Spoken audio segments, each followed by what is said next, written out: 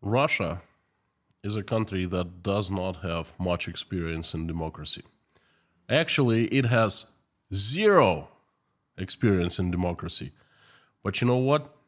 In the last 100 years alone, Russian people, we were blessed with three shots at democracy, three chances to build a democratic state, to build something wonderful and shining. And every single time, Russians, instead of looking forward towards democracy and taking steps to build a new country, Russians look the other way. Every single time. They instead built totalitarian systems, totalitarian states that all turned out to be ugly. And here, right now, I explain you why Russians looked the other way. Howdy, everyone. My name is Konstantin. Welcome to Inside Russia. I give you important news updates that explain what's really happening inside Russia. What you will not find on this channel is lies, propaganda, or BS. What you will find on this channel is truth, common sense, and logic, and emotions, because I am a human being. Inside Russia is where usual Russia explained by the unusual Russian. For the first 30 minutes, I give you a daily message, and after, I invite you to join live stream chat to converse, ask questions, give me feedback, and voice your opinions. I would love that, so please join me after the message. Now, question to you. What is democracy to you? Can you explain democracy in simple words, what it means to you? If you can, you're lucky. Because many Russian people in Russia aren't so lucky. If you ask them what is democracy and listen to them answering, giving their explanation on what democracy is, you'd go, what the heck are you talking? What in the world are you talking about? That's not democracy, but that's what they know. In the last 150 years or so, many countries transformed, There were lots of empires, and from the empires, the empires fell apart and transformed into democracies. The British Empire, the Austro-Hungarian Empire, the Ottoman Empire, just to name a few, they all transformed. Different transformations, different processes, different times. Some became presidential republics, some became parliamentary republics, but they all gained, they all built, they all have now democratic institutions, free elections, systems of independent courts. And all it comes down to, they have ability of people to have their voice. People influence their political systems. People, well, we are the people in those countries, and that is wonderful. Now let's talk about Russia a little bit. There's a huge, the largest in the world by territory, the country, that is a little different. It could not transform from empire into a democracy. What's that country? That's right, the country is Russia. Couple steps into history. Russia abolished slavery in 1961. Serfdom, or in Russian it was called крепостное право. 1861, it was not too long ago, For us humans, that's a long time, but for history, it's not. Now, it had absolute monarchy with power in the hands of one person, the Tsar, Russian Caesar, for 100 years prior 1917. 400 years, okay? Absolute power in one hands, the monarchy, the Caesar, the Russian Empire. in 1917, things changed. 1917 brought a new era for Russia and for the Russians. But actually, nothing good came out of it. There was a brief period of opportunity for the society to build a new country, new political system, because Tsar resigned in February of 1917, but then the communists took over. Actually, they weren't called communists back then, they were called Bolsheviks, and their idea was the Soviets. Soviet is literally council, a board in Russian, if you translate English to Russian. So, according to the Bolsheviks, the power had to be transferred from the very top, from the Caesar, from his government, to the bottom, to the people on the ground. People,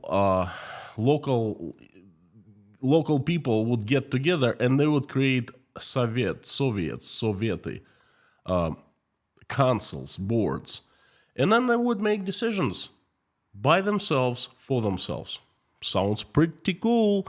Вся власть советам, a popular slogan of 1920s. The power to the councils, the power to the people. Well, you know what? No one gave power to the councils. No one gave power to the people. Power, an absolute power, is actually such a sweet thing that it's usually not given away. Well, it's never given away. You have to fight for power. You have to grab it. You have to stand up for it,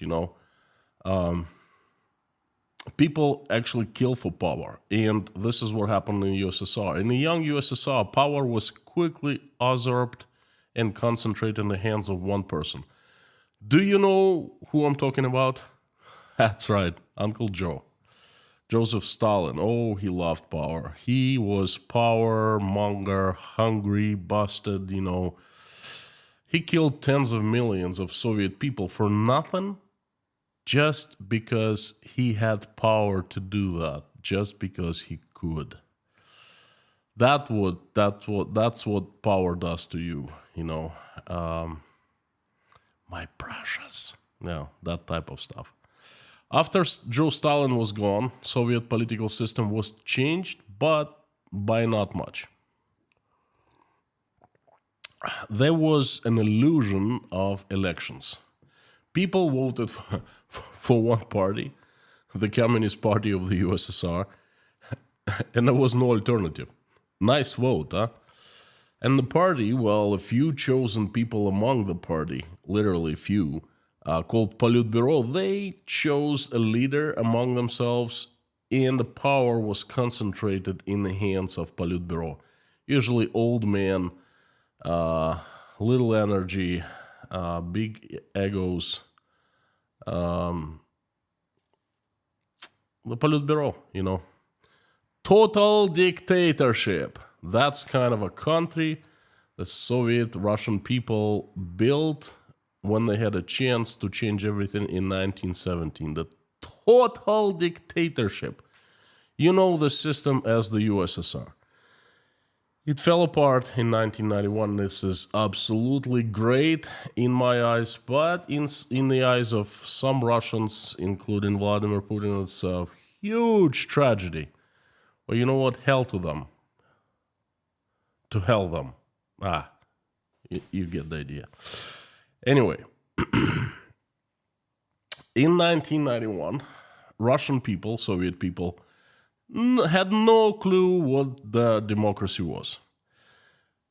I had no clue what democracy was.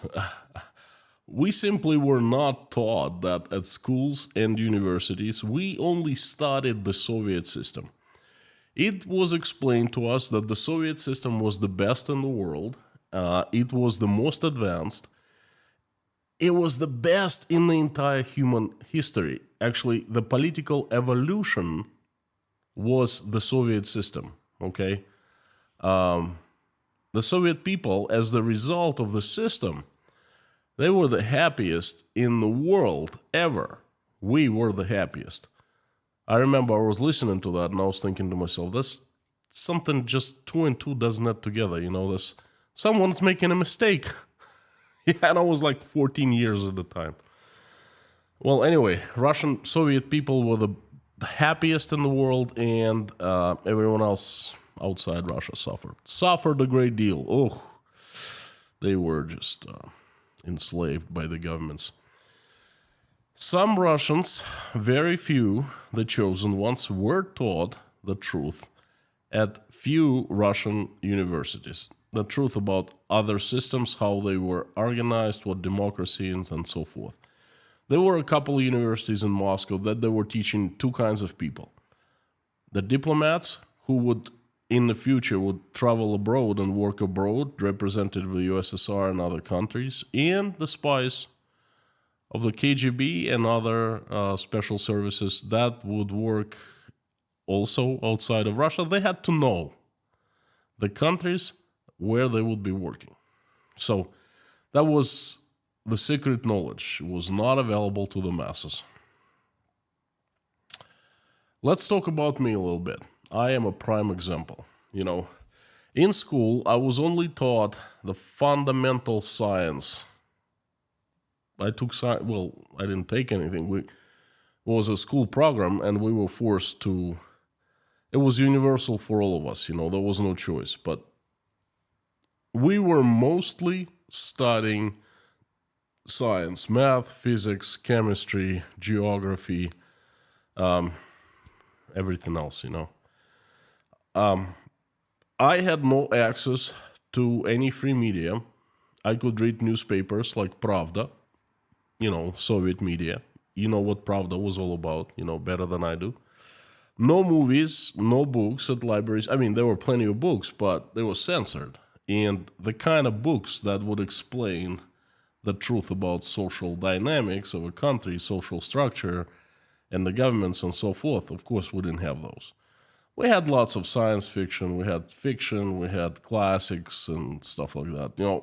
I could get any access to any old American books, like 100-year-olds. Theodore Dreiser, Mark Twain,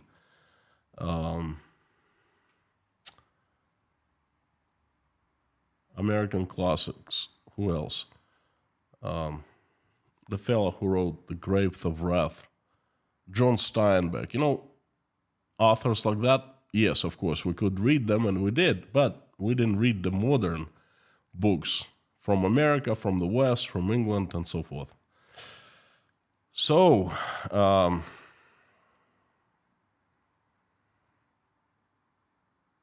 nothing. We couldn't even travel outside to look how people live there. The lucky few ones were allowed to travel only to the Eastern Europe, and that's it. But the Eastern Europe, you couldn't really see much there.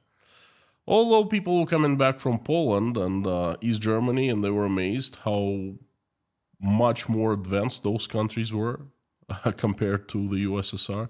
But anyway, so basically in general, we had nothing to compare with. I certainly had nothing to compare with. But I had this burning question inside of me. I understood that what I was reading, I was taught at school, I was reading in the books and newspapers, in the reality didn't match. There was a discrepancy somewhere. And the more I lived, the more I learned, the bigger the question was becoming. And of course, 1991 came and gave us all the answers. Our country collapsed in 3 days, literally overnight. New leaders appeared, and they started saying, "We are building democracy now." You see, why 1991? For the first time we heard democracy. Because Gorbachev never had intentions to build democracy. Perestroika and glasnost were more freedoms to the people, but certainly it was not transformation of the Soviet system into a democracy. It was Soviet system upgraded, improved, okay?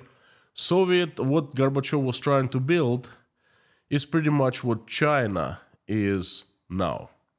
So we only heard democracy for the first time when Yeltsin became the president.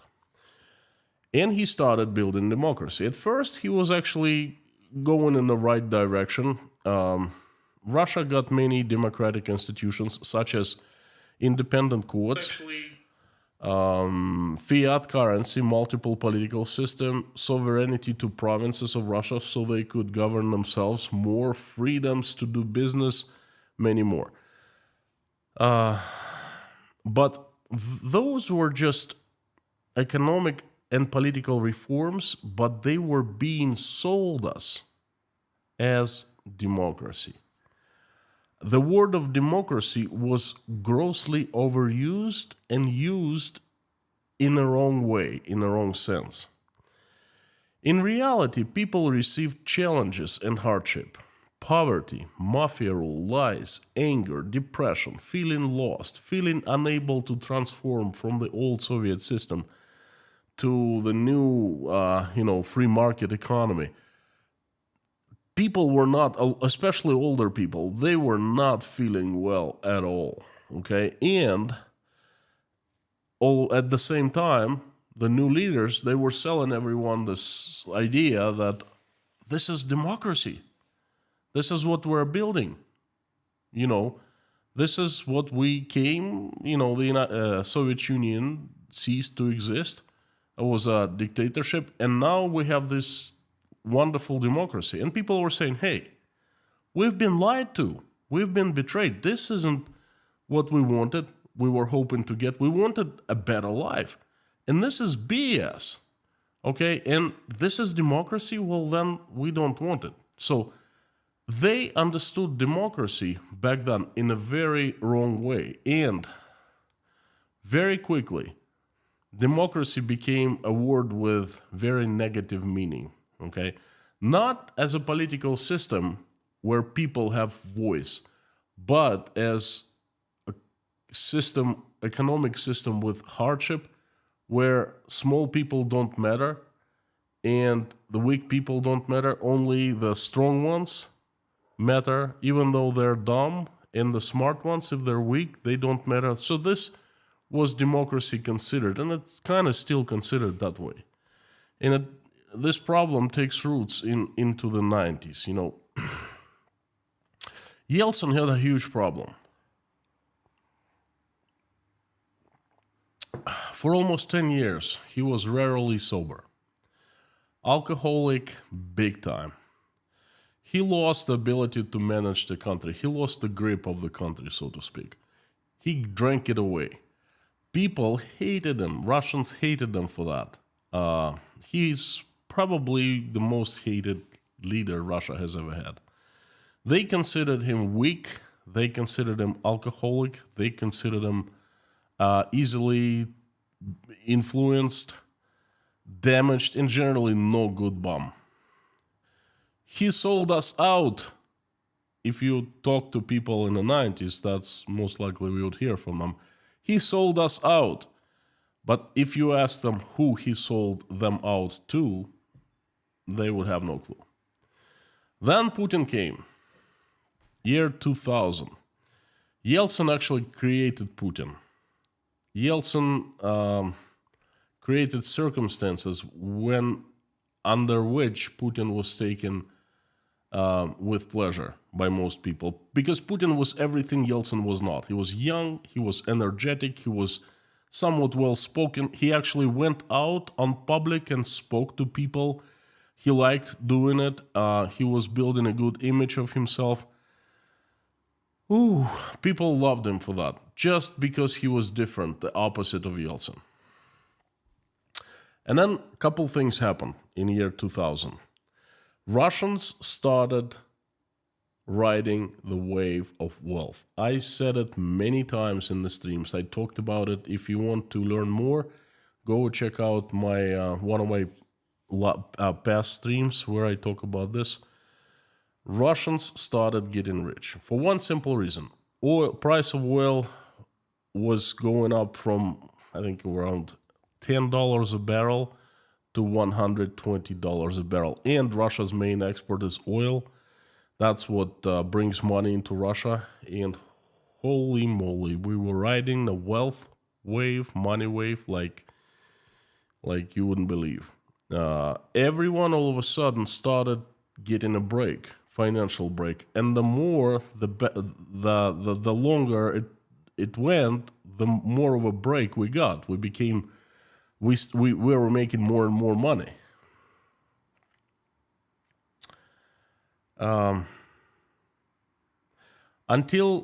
From 2000 until 2011, things were well in Russia.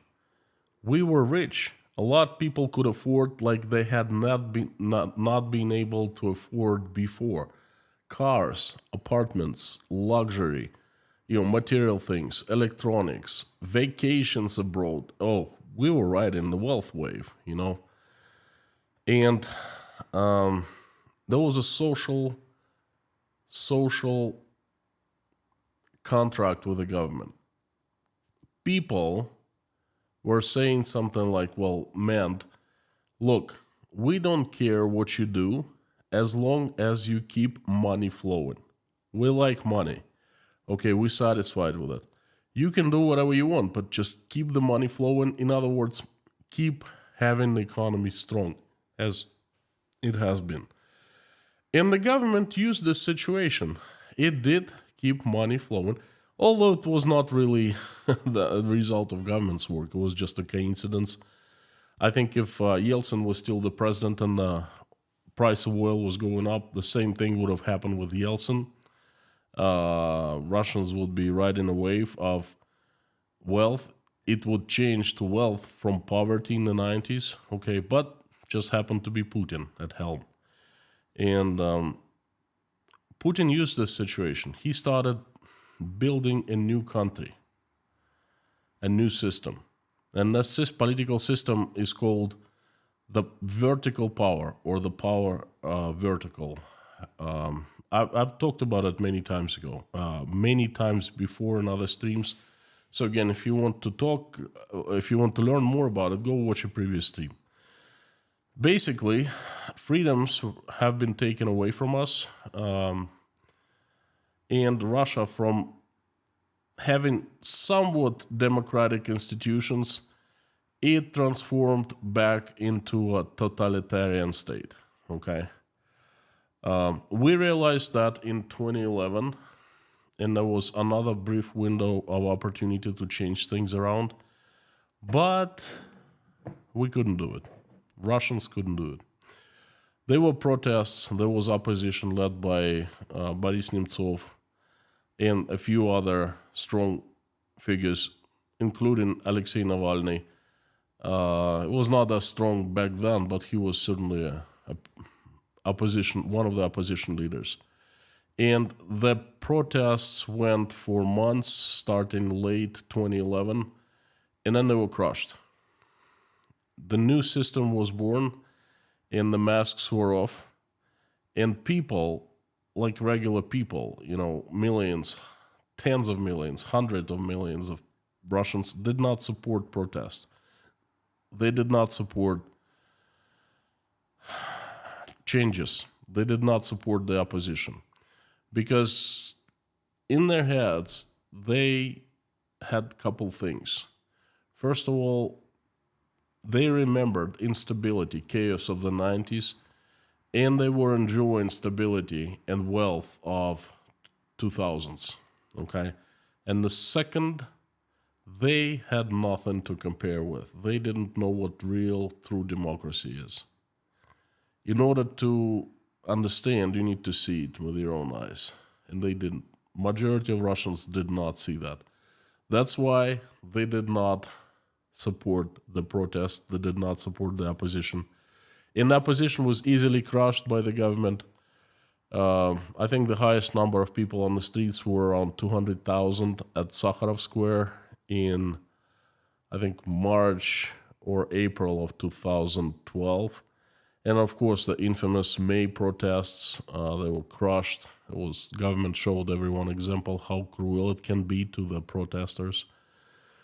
And that's the tragedy. Russian population did not support the change. Well, you know what? I understand. I understand them. I'm not saying it's right. I'm saying it's a tragedy, because they allowed to happen what followed in the next 11 years, and they allowed 2022 happen. They allowed the war with Ukraine happen. They allowed Putin grabbing lands happen. They allowed Putin becoming so strong and powerful within his own system happen. They allowed the government becoming strong, so it does not even let people, raise up their heads. They allowed that to happen. So, in my opinion, that is a tragedy. But I understand Russian people. I understand why they didn't do that. They didn't support. They didn't want democracy, because they have not one single clue, my friends. Most of them, they have never been outside Russia. They don't speak other languages. They have not ever seen a foreigner in their lives. They don't watch foreign media. They don't know what the life outside of Russia is. They're constantly told that there are Satanists outside. People are suffering a great deal. America's fallen apart. Europe is rotting.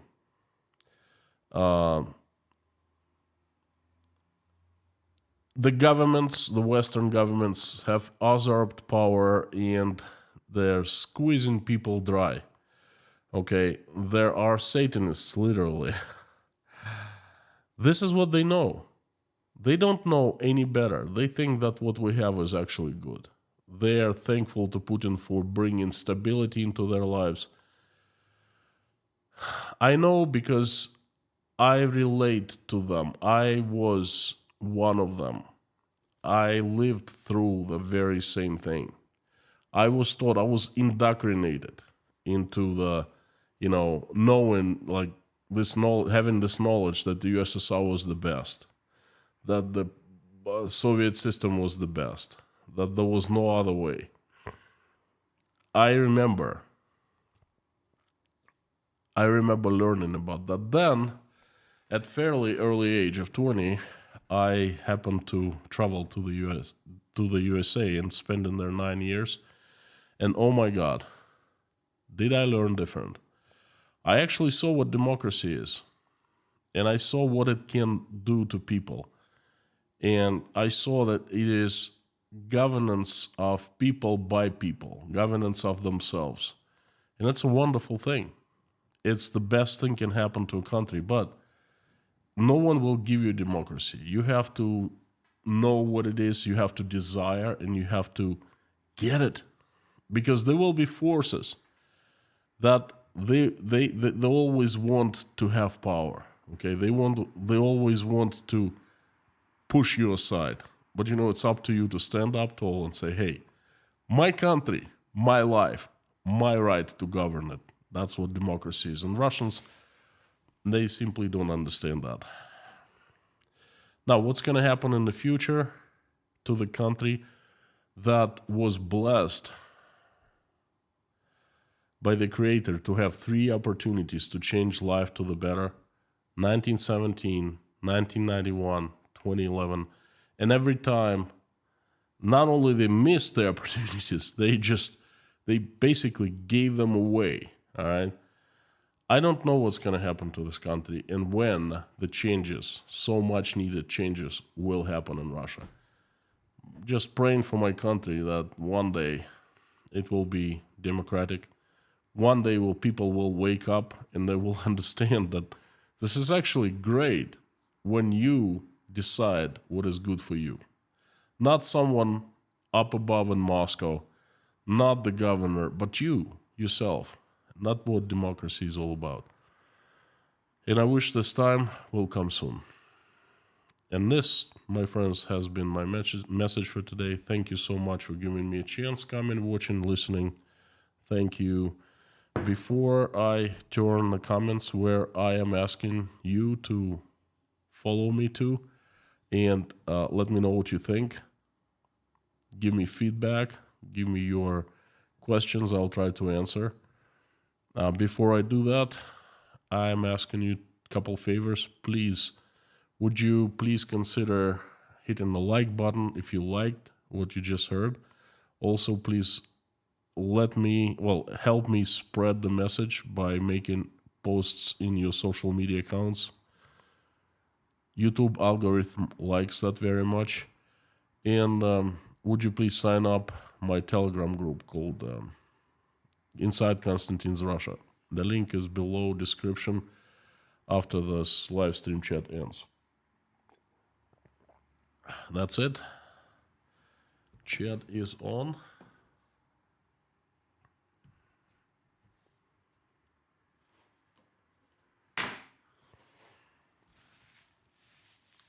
Hot again in Tashkent. Especially when you drink hot tea.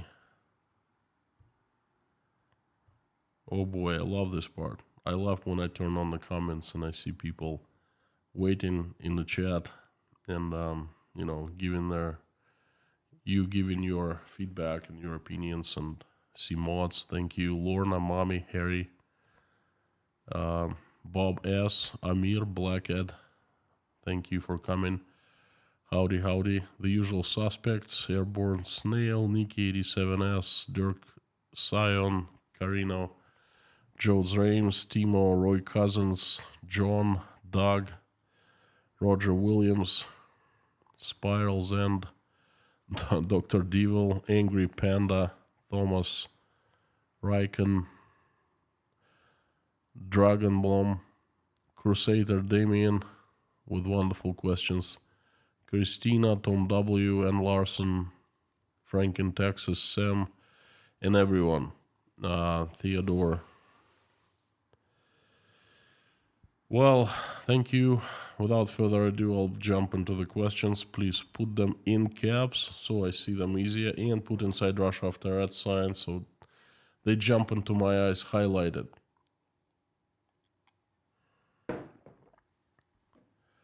Just like Harry Potter did. You see hello Inside Russia. I see it very well because it's highlighted. Thomas Cavalier. Democracy take decades to build and have strong institutions. Agreed.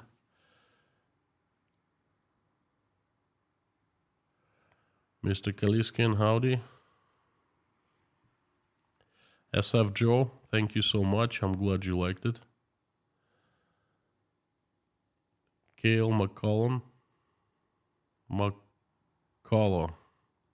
Great to hear reasonable Russian. Thank you so much. Appreciate it. Christina Theodore from Scotland. Howdy. Sam K. Howdy. Ann Larson. Howdy, howdy. Tom W. Christina. And the comments just jumped on me. John Wakamatsu from Los Angeles and Malti Daki from Germany. Faith Russard from Spain.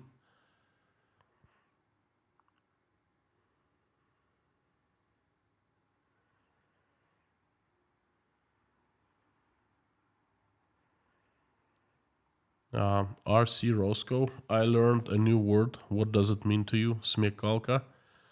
Smekalka is having a flexible mind and find solutions in a very unusual way. That's what it means. 2 minutes to midnight. Was there a trade in banned books in Russia? There was... No. If the book was banned, if you were trading it, KGB would learn very, very efficiently because, oh boy, those guys worked well in the USSR, and you would be prisoned. So there was no trade in banned books.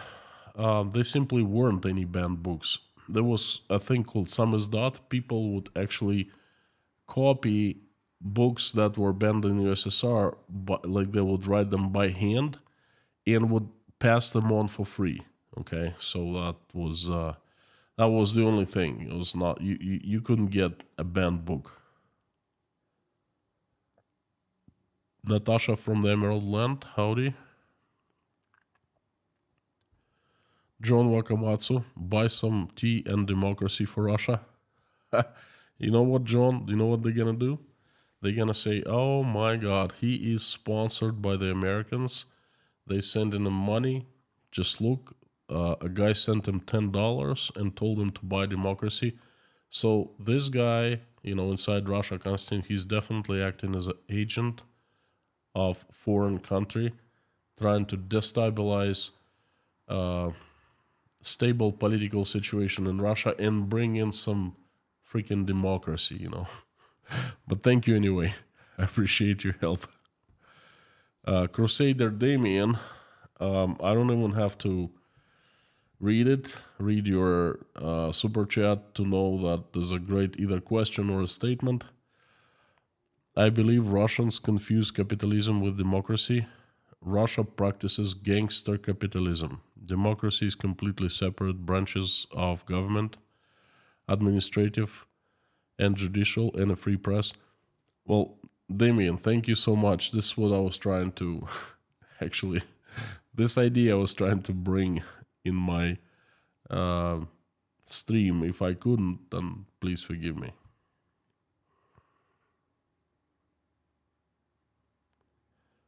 Grab friend goal. I am. That's good to know.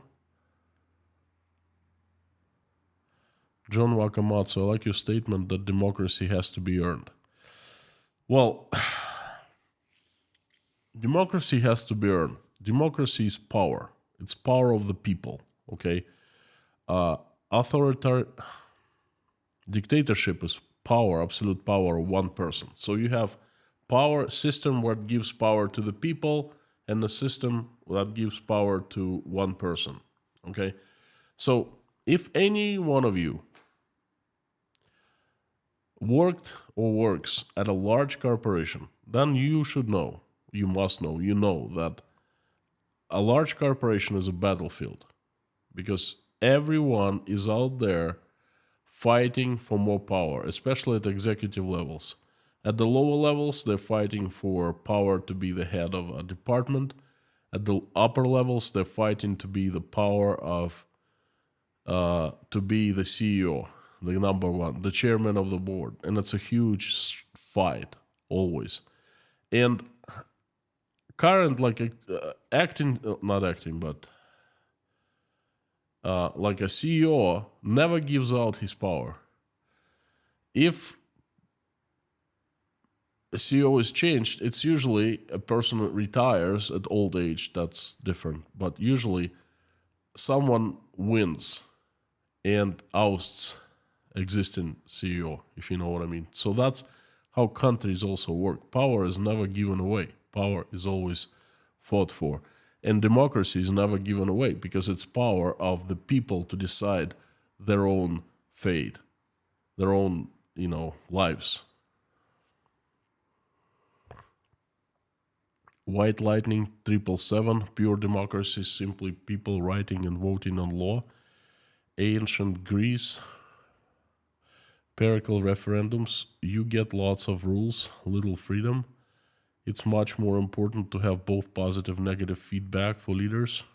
Agreed. I don't disagree with the first statement that, pure democracy is simply people writing, voting on law. Yes, but we don't have pure democracy these days. We have democratic systems, political systems. That's a little different. So that's democracy as the idea transformed into today's realities. That's what it is.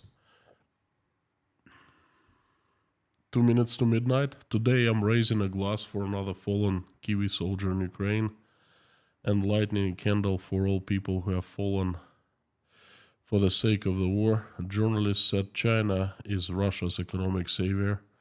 What do you think? What journalist said that? Well, first of all, I also light a candle for all people who have fallen for the sake of this war, in this war. So, I join you on this one. And I think that the journalist who said that China is going to save Russia economically is simply either uninformed or unqualified. Russia is going to be head very soon. And China came over to have Russia. This is what's happening. In Russia today, we've been saying the boss has arrived. Okay, the boss is Z, and he was meeting. Anyway, my entire stream tomorrow will be on this meeting and what's going to happen in Russia, in my opinion, soon. So please come back for another message. You will learn what I think about China as Russia's economic savior. Give you a little hint. No, big time.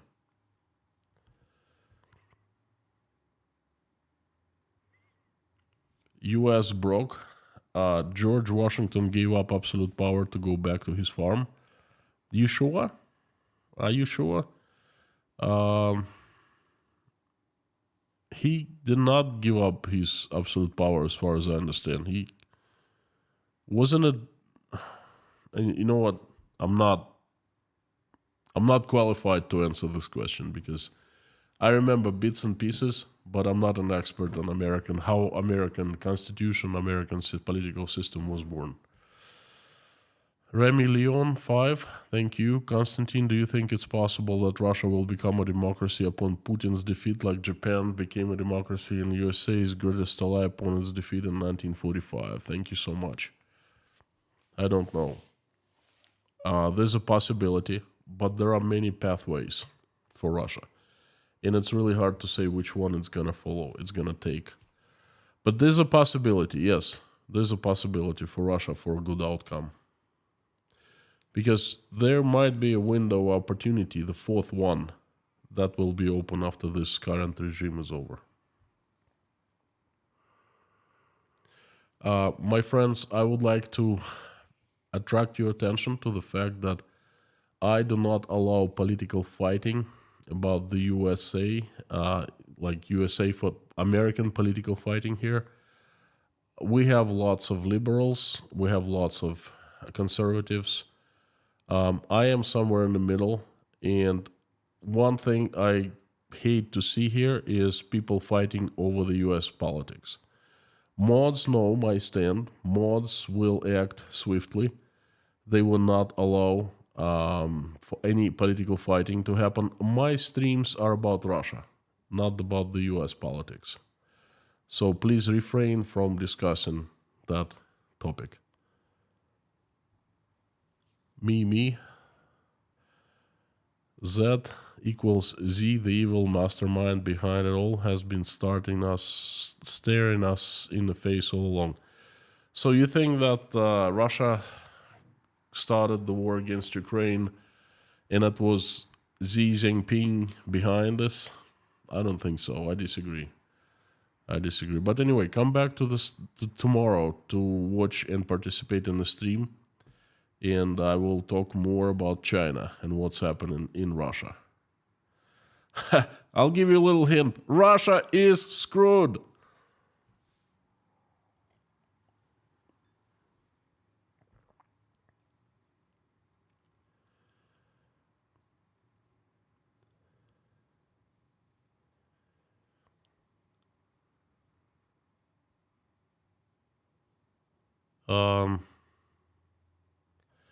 Lorna, thing is, I did not turn off Nightbot. Very strange.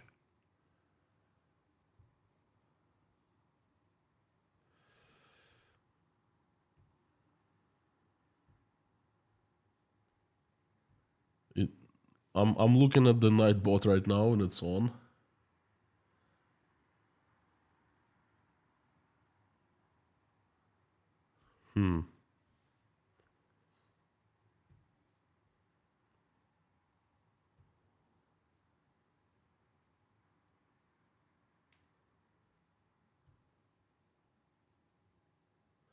Nightbot is a mod, so Lorna, I don't know what to tell you. Nightbot's on.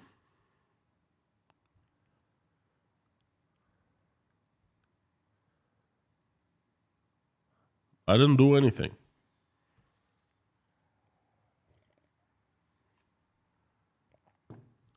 Very strange. I didn't touch it.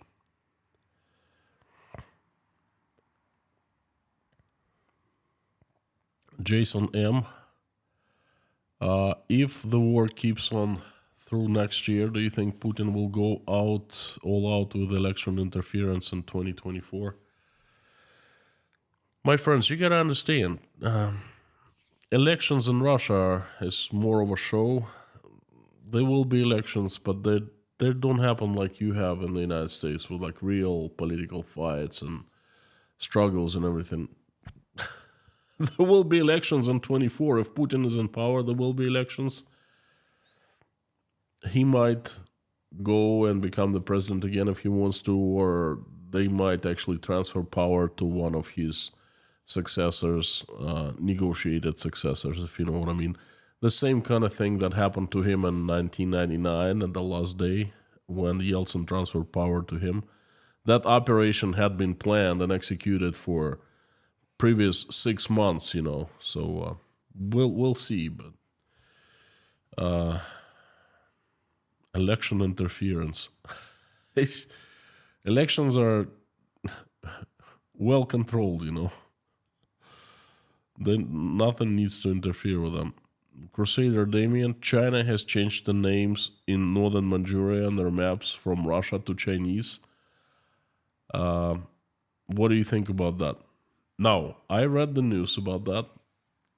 I think this might be a fake news or a lie, or I don't know. It might be not true. Hang on one second.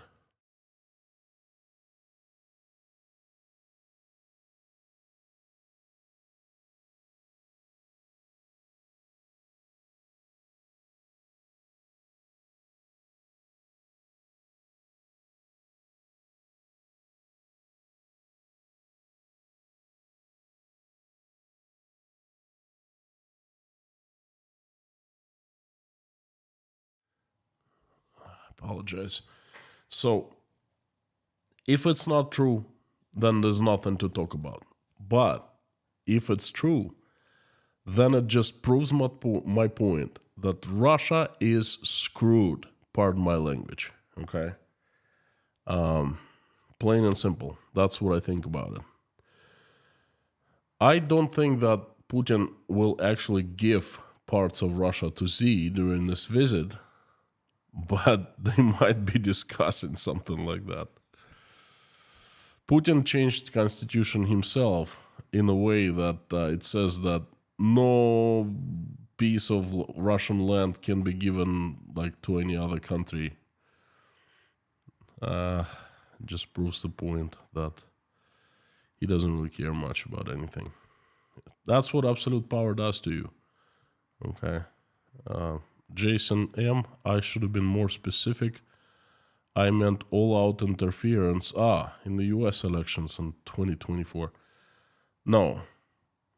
I don't think that Russia will interfere with the US elections for two obvious reasons. First, Russia is under microscope, and every single attempt to interfere would be not taken lightly. And second, Russia has so little resources these days that simply it technically cannot interfere. That's what I think. Sean, great to see you. Thank you so much for huge support.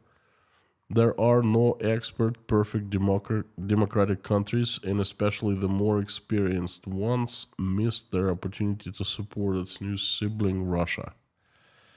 Like a child left alone in a candy store, and here are the results. Lessons to be learned on all sides. Big hugs.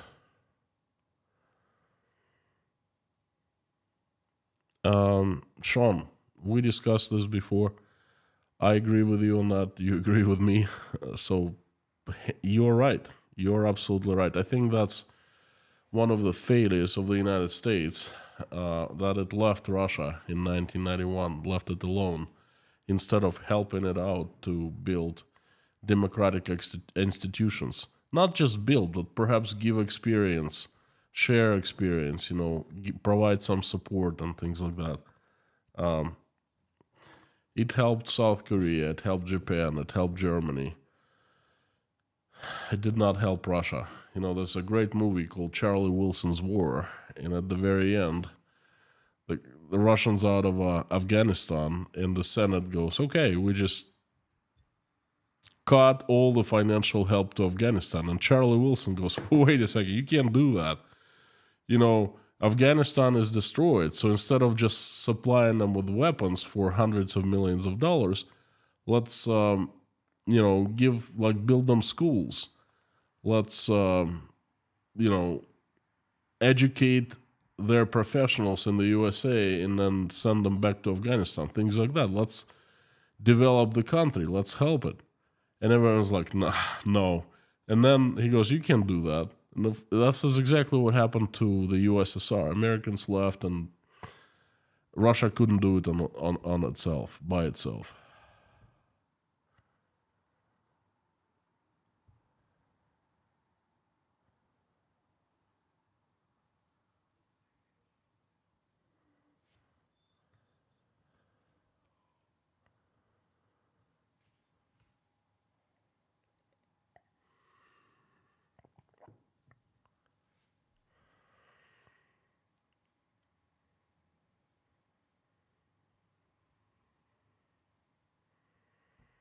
Jason Carney, thank you so much.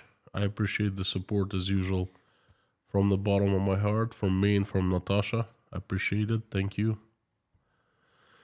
KG1, did you see Putin said that if the UK sends ammunition containing depleted uranium to Ukraine, Russia will be forced to act? I say that every time. They talk the talk, they don't walk the walk. I don't think that's Putin said that. That's Shoigu, Sergei Shoigu, the Minister of Defense. But you know what? I wouldn't worry about that too much. They wouldn't do anything. Kieran, howdy. Thank you for your support. Hello.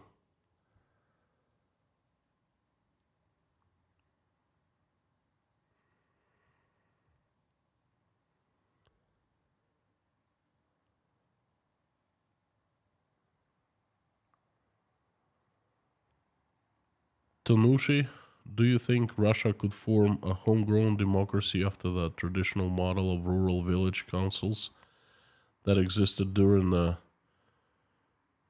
Rus, or more away from Moscow altogether? I'm sorry, I didn't quite understand the question. What do you mean the village councils that existed during the Rus? It was a long time ago. I don't think different times, my friend. Russia needs to implement modern institutions, not the institutions that existed, 400 years ago. Michael Silberg, regarding Xi's visit with both Putin and Zelensky, could it be that Xi is attempting to position China as the rebuilder of Ukrainian cities? Well, I said it before. China is dying. It wants to get inside of this program of rebuilding Ukraine, but China will not be let in. I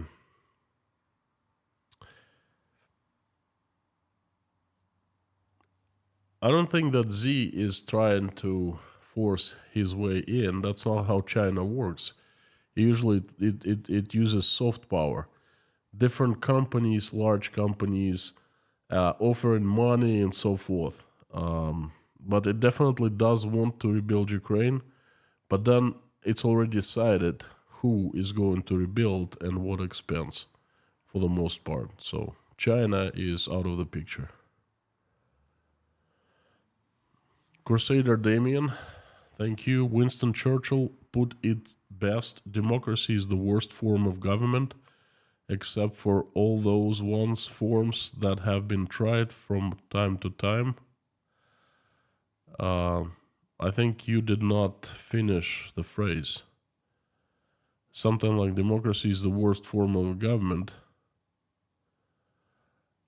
but the best one out of all tried, or something like that. I have heard that phrase many times. You see, we were so enthusiastic 1991, 1992.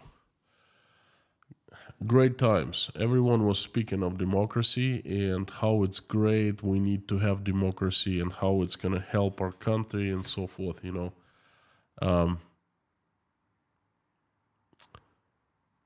But then they just mixed it up. Like I said, they started. People were starting saying, "What is this? Is this democracy? This is what we wanted." Inflation, 1,200% per year, annual inflation. Is this democracy? And people from the TV were saying, "Well, this is part of democracy. There's no way around it." And people are saying, BS, we don't want this. We've been lied to. We've been betrayed. This isn't democracy. And if it is, then it's not good. We don't want it, Those were the times, Brian Stuvig, thank you so much for giving a gift of membership to one person. Thank you, thank you, thank you. Brian, to defeat an enemy, you need to make them a friend. The United States didn't have to defeat the enemy. The enemy defeated itself. USSR fell apart not because the United States defeated it, but because decisions were so wrong. They led to misery, and they led to country breaking apart. And Russia was already a friend of the United States. The USA needed to step in and take a more active role into leading Russia into democracy.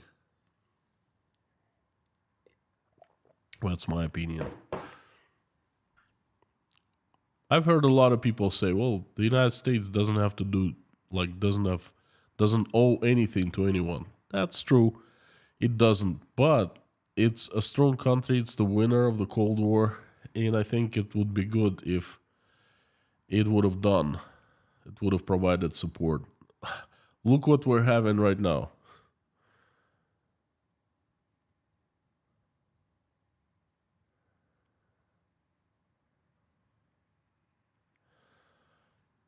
NKFK, opinion on the influence of prison hierarchy culture on the Russian ruling class and social political hierarchy. Things like being a rooster. I mean, there's two different things. One is for prison culture and another one is government and the social political hierarchy. I mean, I don't understand what you meant. They don't mix with one another.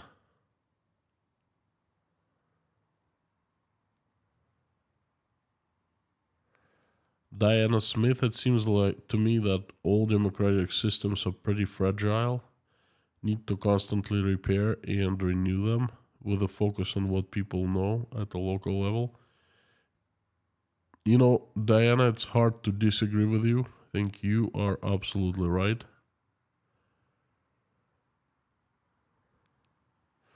White Lightning 777 Kiev Post has article on Chinese names on maps instead of Russian ones, published 2/26/23, quite some time ago. Well, you know what? Hearing a news like that, I usually look for more than one source.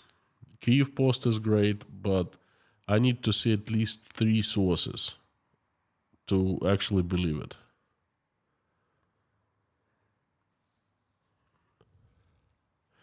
Eddie Bravo, if Russia thinks it's a powerful country with a long history, then why does it need the US help? Well, who thinks that Russia is a powerful country with a long history?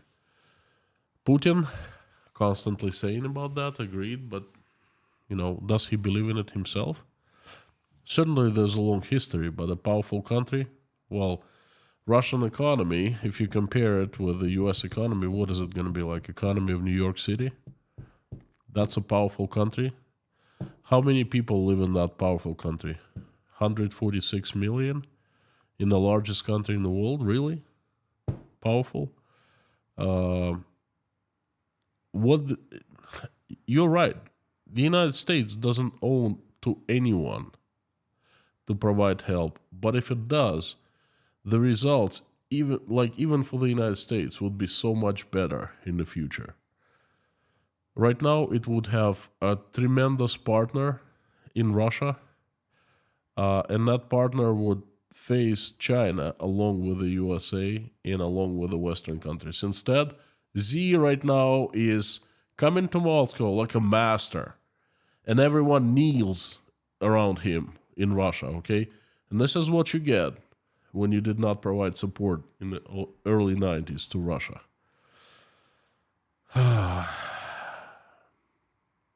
Pretty sensitive topic for me, sorry. Jeffrey S. Does your wife or mom ever make you homemade fudge? I'll give you a secret. I'll tell you a secret. I don't like fudge. They would, but they could, but why would they? Then you can say what the... You know what? I'd rather say what the fudge instead of eating it. Don't like fudge. Don't like fudge. Don't like fudge. Well, Sommerland, don't blame USA, please. You gotta understand that sometimes I mean to say one thing, and my wording in English makes it sound like it's not what I wanted to say. That's the virtue of having second language for you. I never blamed the USA. And I'm saying that the USA does not owe to anyone except for its own taxpayers.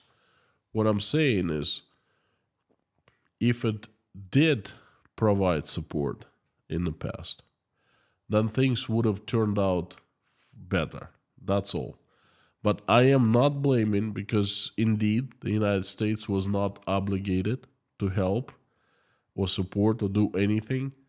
Plain and simple. That's it. So I am not blaming, please read my lips, I'm not blaming the USA.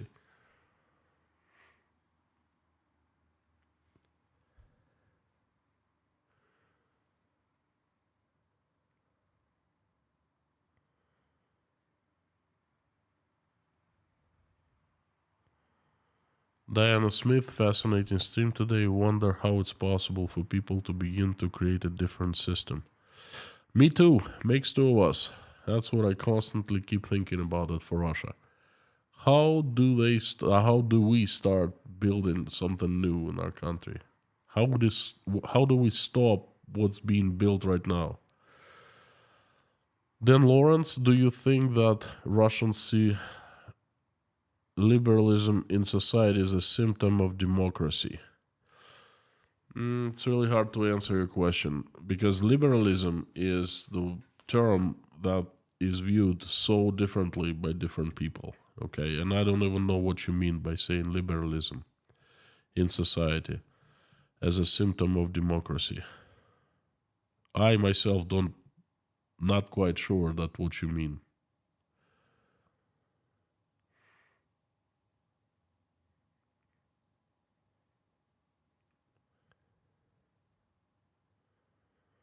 Ken 35, pretty good opinion, no matter what political system we have, but when the power distancing themselves from the people, there will be problem.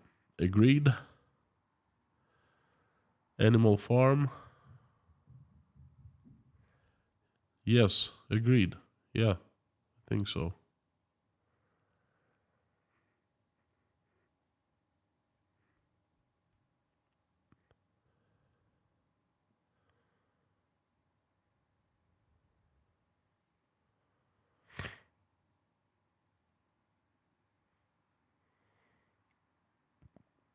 Jerry Carter, yes, it was a missed opportunity for the US to make a good friends with former enemy.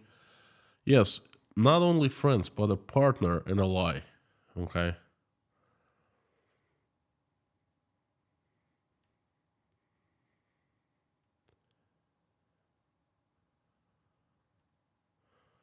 Rachel, many people in the US also have strange and wrong definitions of democracy.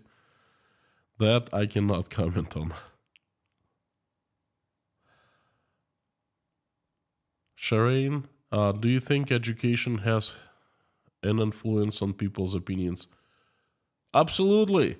The more educated you are, the better you understand how this world works, the better you can distinguish good from bad, right from wrong, etc. So, of course, the more education is better.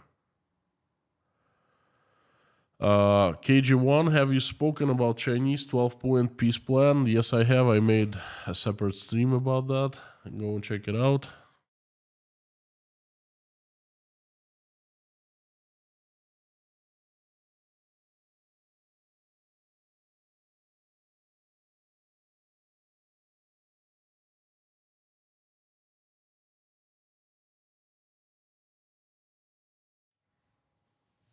In this chair, great.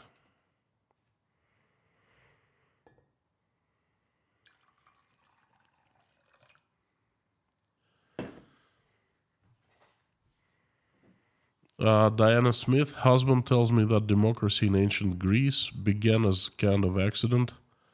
A demagogue thought it would be good to have support of people with no power. Then they expected more. Diana, honestly, I don't really remember much about how democracy appeared or was created. I just know that they had pure democracy in small policies in the cities, and everyone, like all male population. First of all, I don't really like ancient Greeks. I didn't like many actions that they did. For example, they didn't consider women as human. They stripped women of all rights. Okay, and it's one of the things. Well, they still call it pure democracy because all male population would come in into a town square and vote. Okay, they say all population, but just male. I take your husband's words about that.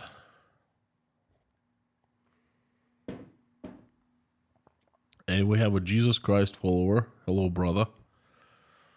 How long do you think it'll take for Putin to be arrested by the International Criminal Court? Putin will not be arrested by the International Criminal Court. It's more like a political move. He will not simply make it. Even if there was an intention to arrest him, he would never, first of all, he wouldn't allow it to happen. I think right now, from now on, he will not get outside of Russia anywhere, okay?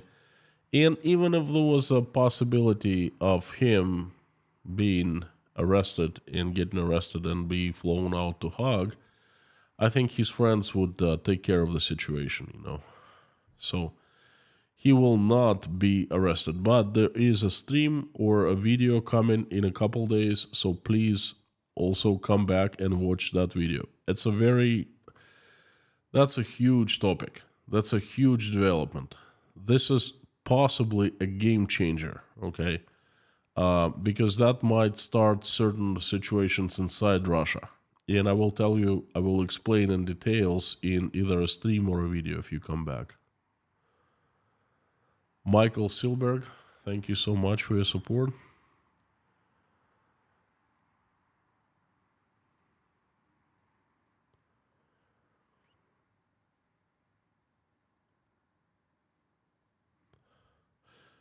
Internet, I think even if Russia does everything right, people will still try to break Russia because people don't think the one country is too big. Don't like that one country is too big. Which people? Russians or non-Russians? Trust me, to Russians, it's going to be a threat, a big threat. That if someone would come with force to break Russia into pieces, that possibly could be a war. Russia could be broken differently into parts, but definitely not by someone, not by other people, but by Russians themselves. Lisa, yes, liberalism is a loaded word. In its purest sense, I agree, as opposed to totalitarianism, but not now. Okay.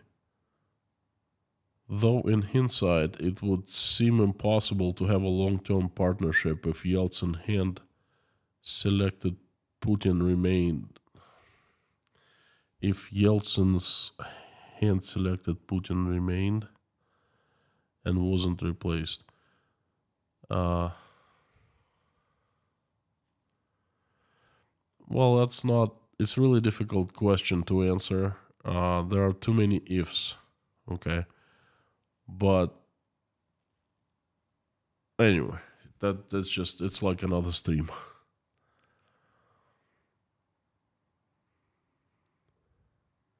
Konstantin could be the next Satnav or Alexa voice. What is Satnav or Alexa voice?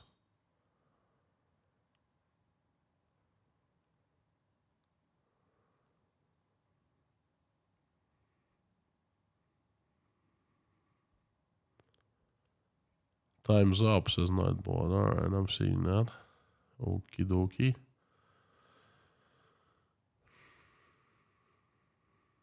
Alright. There's a live stream super chat from Ken BF65. Thank you, from Denmark. Do you think that Russians would have accepted help from the US in 91? Of course they would. Let me tell you a little bit about 91. The USA all of a sudden became rock star. The USA was the good guy, the right guy. Capitalism was good. Democracy was good. The USA had not one single shade of gray in its image. If Americans would step in and said something like, you know what, we're here to help you out, to do this and this, to share our knowledge, or to set up some institutions, I am very, very sure that Russians would accept that with open arms. Yes. Instead, the United States kept on giving money. I think International Monetary Fund, what's the USA is, it doesn't control it 100%, but it has a very good, very strong say. The IMF, the World Bank, they were giving credits to Russia, and those credits were stolen instantly by oligarchs and Yeltsin's people, and that's what kind of help the United States was providing to Russia. But it needed different kind of help. It needed to set up democratic institutions. It didn't need money.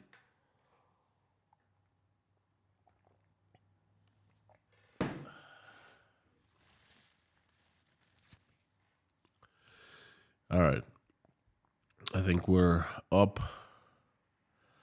Time for a coup d'etat. Who would replace him? That's a big question. Chris K. There was efforts from by the West try to make changes in the 90s, good for the world, but sadly it was a learning exercise too, not given high enough priority. Chris, hard to disagree with you. There you go, the voice for satellite navigation system, or the Alexa. With my strong Russian accent? Are you kidding me? I don't think it would fly. The Chechenian war is absolutely different. It's not what you think it is. Okay, Chechenian war has an explanation why it was started. Perhaps one of those days I will talk about that. Anyway, my friends, thank you so much for coming. Let's wrap it up for today. Tomorrow, like I said, there will be a stream about Xi Jinping visiting Moscow.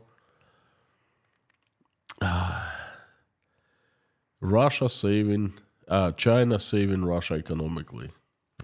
Oh my God. Person or people who saying that, they have no clue what's truly going on. Okay. Russia is going to have a raw deal of this thing. Crusader Damien, how much more could we have done? We even talked openly to invite Russia to join NATO. Corruption is what destroyed hope for Russia. Perhaps setting up, like the United States did quite a bit for Ukraine in the recent years to rid of corruption. Perhaps same thing could have been done for Russia back then. Just on top of my head, and a few other things too. You're saying like the United States have done so much. I don't think so. I remember those times. The United States left. All of a sudden it won, and it left the scene of Russia, political scene.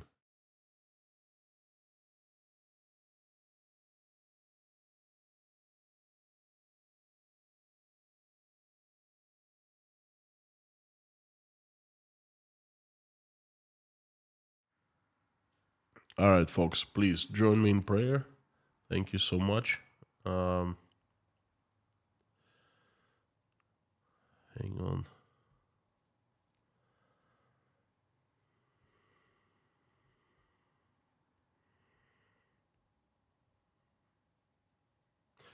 Thank you so very much. I hope to see you tomorrow in the stream about China. Thank you, Jeffrey. And let's, join to pray along with me.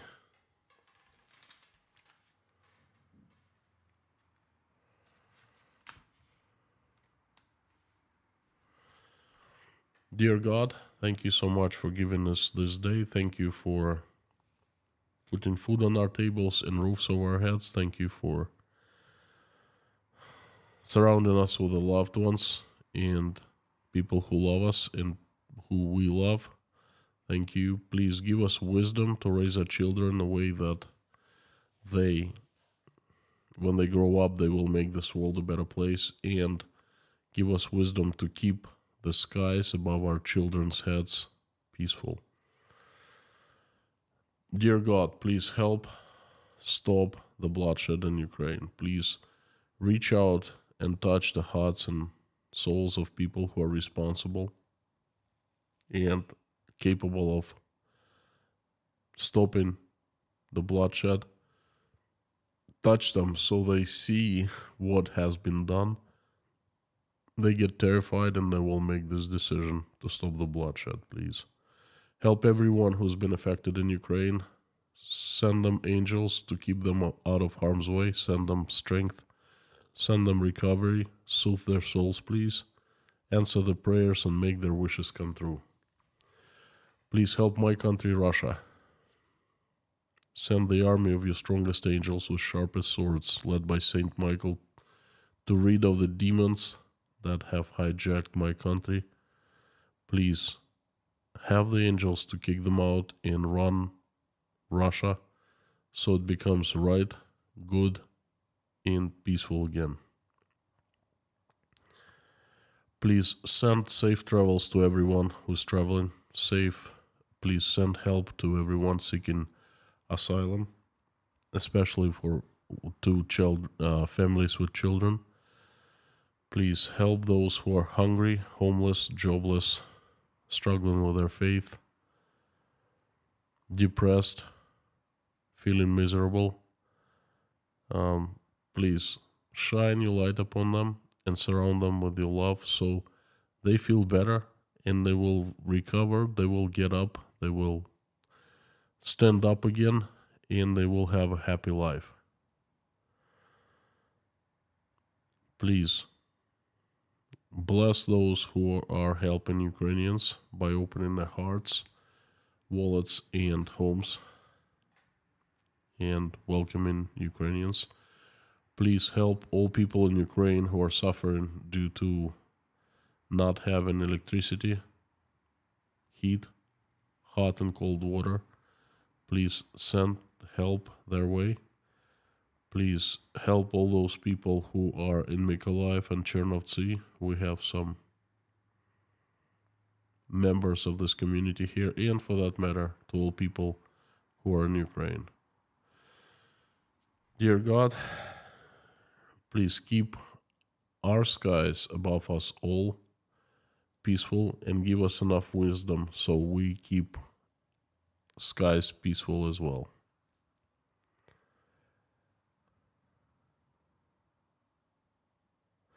Dear God, please help all those pregnant women who are trying to decide whether to keep their babies or not. Please reach out and talk to them. Whisper something that you know what to whisper on their ears so they make the right decisions. Thank you for bringing us into this community. Thank you for allowing us to pray together. Please help everyone who's praying right now or simply watching us pray. Please make everyone dream heard and answered, and everyone wish make it come true, please. I would like to ask for a few people. They need your help. They are Ann Larson, her family and daughter, Florentina, Mac's family, Sherry Noren from New Hampshire, CKOC, Brian Wilkes, Todd Richards, please have his soul rest in peace, Liz Dumbrell, Ripted, daughter of Aspen English, please help send her recovery. Please help Woody Faster.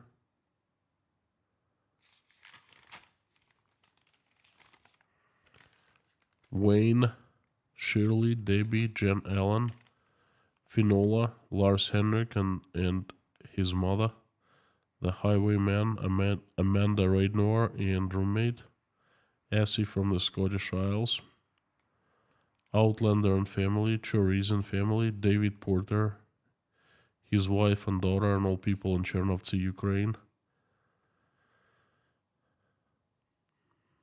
Lars, Susan Marshall, Beulah, Bus Simon, Lazarus, Alvin's sister, Teresa D., Marsha Tucker, Garcia Castellanos, Terry Carter, Joe McMahon, Meta Spencer, please send her fast recovery, Deanna F., Bree's friend, Caroline, Albina Fell, Michael Yukon, Joel Live, Karin Vasseur, Terry, Pamela J., Lindsay, Yelena, Natasha, Larry, Jake, Michael, Oля, Dasha, Sky, Bonnie, Galina, Igor, Karen from Maine, Janine, Michael Milkowitz, Marlene, Paul Bins, Richard, Mallory M., Dirk Misler, James Rhodes, Terry, Hannah and her children, Richard Burris, Angelica Life, and Scan family's grandson,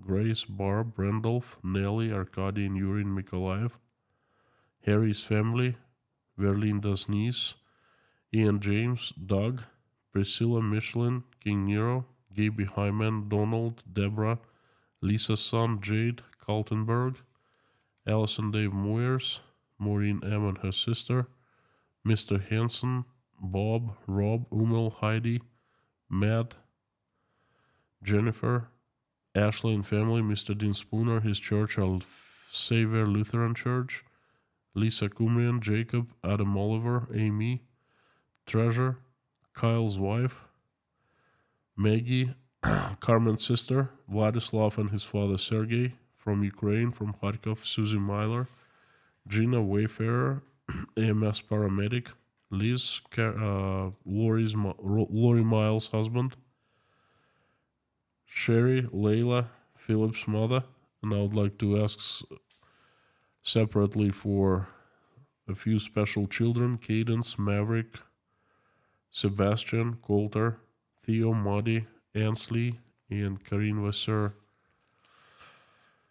2-year-old niece, please help them, send recovery, and help their families, send them strength, please. Also would like to ask for the children who have been affected, the children of Ukraine who have been affected by this tragedy, and children of Russia who also have been affected. Thank you, dear God, Lord Jesus Christ. Amen. My friends, thank you again for coming, giving me a chance, watching. Thank you so much. I will see you tomorrow. We'll be speaking of China. By the way, had quite large earthquake right before the stream, about 1 hour before the stream. That was an interesting experience. I will talk about it in the live stream for sponsors and patrons on Saturday. We'll tell you how we lived through the earthquake. And before I go, I would like to invite everyone to say out loud. You know what to say, right? Carthago delenda est.